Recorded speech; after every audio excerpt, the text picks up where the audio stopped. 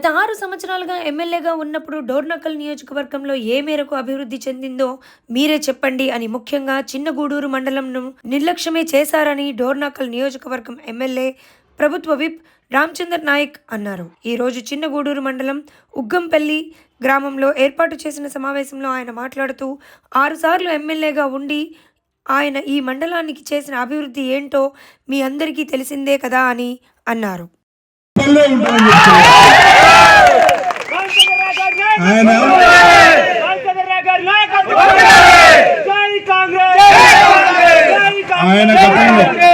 ఆయన గతంలో నేరడం దత్తత గ్రామం తీసుకున్నాడు.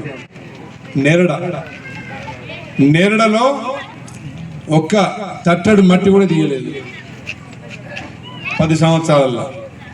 నేరడం దత్తత గ్రామం తీసుకున్నాడు. నేరడ పక్కనే కూతవేటు నడుచుకుంటూ పోయేటోళ్ళం ఒకప్పుడు. మనం ఈ వాగు దాటితే ఇట్లా పోయేటోళ్ళం.